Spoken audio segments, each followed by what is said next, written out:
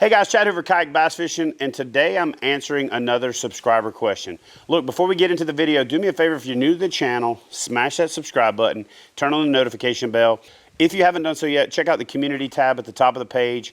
I'll post up regular questions there to find out what type of topics you want me to talk about, and it allows us to create a better community here, ironically enough, and that way we can focus on growing our knowledge base together. You know, sometimes I'm out here dropping knowledge on you guys, but I'll be honest with you, a lot of times there's comments that come out on my own channel and I say to myself, man, I never thought about that.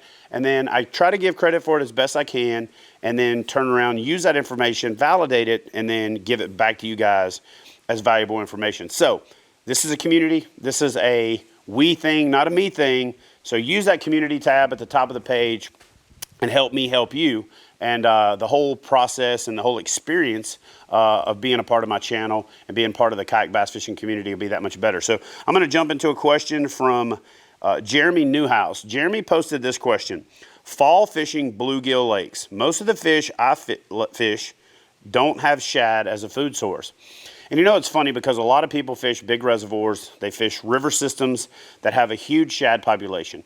And a lot of the content that's out there covers fall fishing on shad lakes. And so this is a good question from Jeremy, and it's something that a lot of us run into, especially in kayaks when we're getting into isolated oxbows, bodies of water that don't have a lot of boat traffic. And to be honest with you, because of that, some of them don't have shad. So here's what I'm going to tell you. My favorite fall brim baits, or my favorite all-around brim baits for lakes that don't have a lot of shad, really fall into three categories. When I first get there, I like to swing for the fence. This is a Mike Buca's bully brim, and that thing right there is flat lethal. It's got a sexy look going through the water.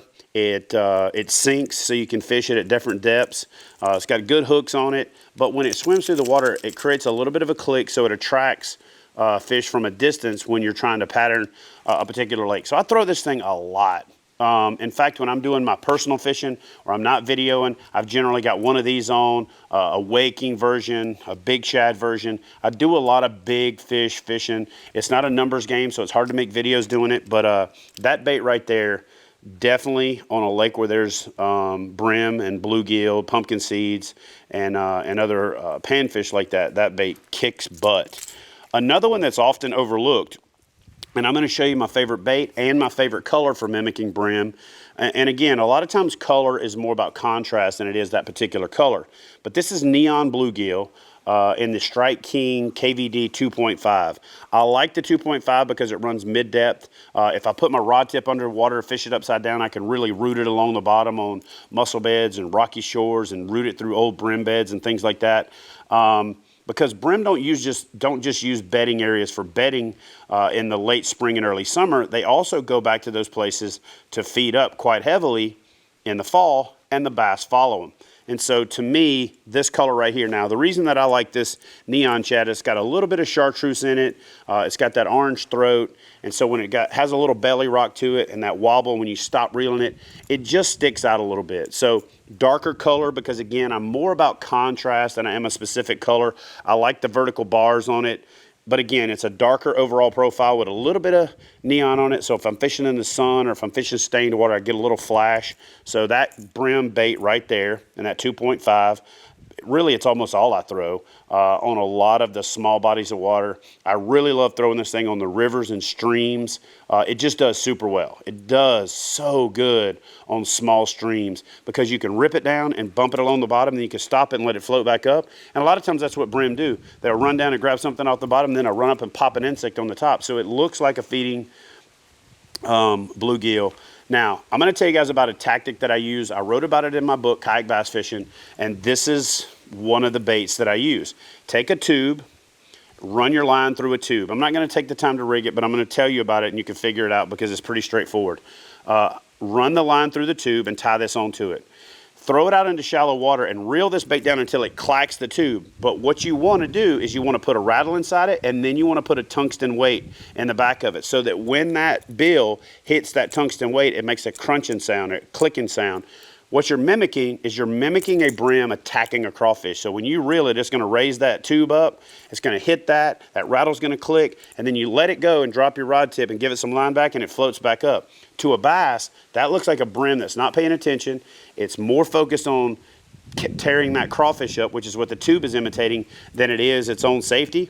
The bass sees a distracted prey, and it runs in and grabs it and just flat mauls it. So that is another tactic.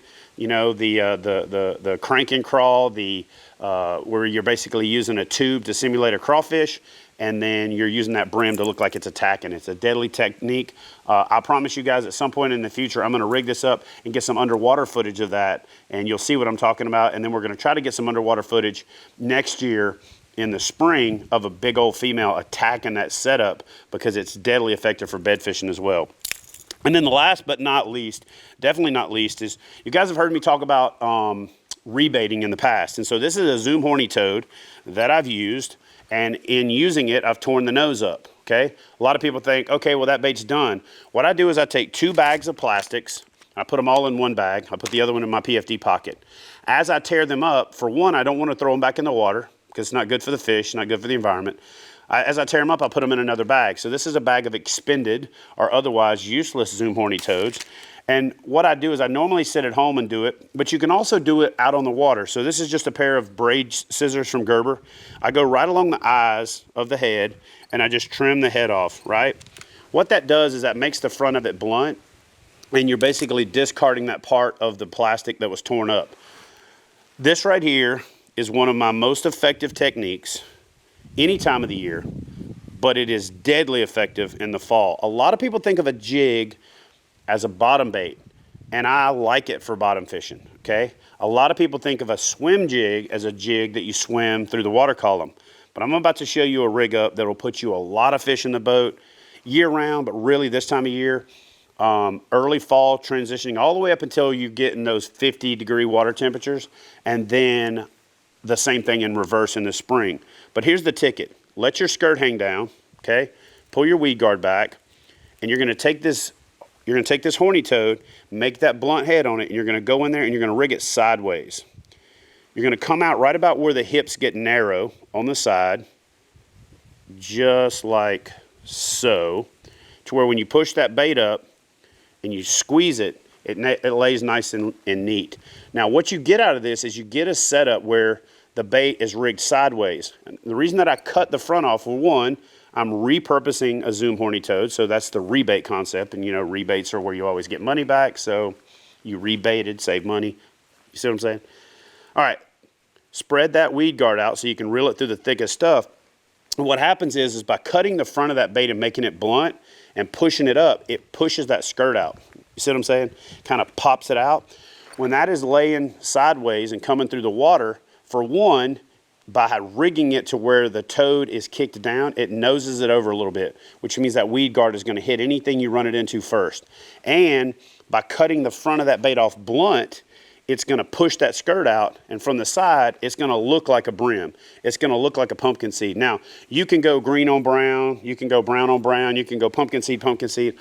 I personally, especially in stained water, we've had a couple of rainstorms, so I'm actually rigging this up to go fishing right now. In stained water, I like to add that black with the Zoom horny toad, but you can use pumpkin seed, you can use green, you can use watermelon red. For me, I stick with almost black and green pumpkin, red fleck, green pumpkin, black fleck. If I want a little flash, I go to the red fleck. If I don't, I go to the black fleck, and I keep it pretty simple.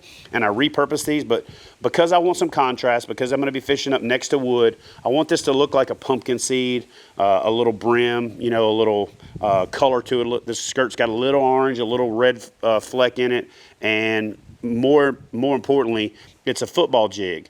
Because I'm going to be throwing this up into wood and I'm going to be swimming it through it, hitting it limbs and dropping it off, I don't want a swim jig. Swim jigs have that pointed head, and when they hit, they tend to turn on a tree limb. They're great for structure, and structure jigs are great for that. But for fishing through treetops and fishing into wood, I like a football jig because when it hits it, it rolls, right? It doesn't turn on its side, and you end up with the hook hooked into the wood. I'll do a full video talking about the specific jig heads, what they're for, why they're for, and all that good stuff, because I know a couple of you guys have asked for that repeatedly. I want to really do that one, but where I get in the water and show the jig bumping into some cover and how it does what it's supposed to do. But what I'm going to do in that video is I'm going to show you how the jig head design does what it's supposed to, and then I'm going to take each one like a standard jig head, a spade jig head, a swim jig head, and a structure head, and show you in each of those scenarios why it's not the one that's designed for that. And then I'm going to do the same thing in 3 different scenarios and show you which ones excel in which specific application. So do me a favor, guys. That's it. That's the video. Here it is. Keep it simple. You're going to use a jig and swim it. You can bump it along the bottom, but swim it. I don't know how many times over the years I was reeling a jig in, and right before it got to the boat, a fish hit it, and it took me forever for the light bulb to go off like, hey man, you can just swim this thing. It looks like a little brim pattern. That bullgill, that thing is deadly. That 2.5 crankbait and that neon gill, just a fabulous color, a little bit of flash, a little bit of, sometimes I'll take a Sharpie and kind of darken the back up a little bit to give it a little bit more contrast, and then I'll make sure I cover it up with a little scent. But for the most part, that's it. Those are my 3 choices for fall fishing, anywhere there's bluegill, not just on lakes where there's only bluegill. But if you're fishing a lake where there's only bluegill, you're probably not going to do that well fishing shad patterns. So these guys right here are the way to go. So hope you enjoyed the video, and I will see y'all next time. Oh, you know what, guys? Hold on, one more thing. I almost forgot. One of the things that I also like to do with these jigs that I'm going to be fishing as a brim pattern is I like to flip the skirt upside down. I like to bunch it up. I like to grab it. And I like to take off about an inch of the skirt. And let me do that and show you why. So once I take off that inch of skirt, then when that thing hangs, that skirt stands out a little bit more, gives it that broader profile. And when I am fishing it dead stick or scooting along the bottom, that skirt has a lot more action to it. See how that shakes?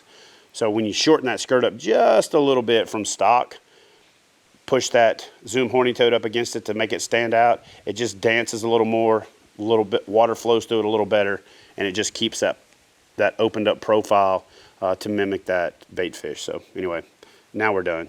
Ha ha.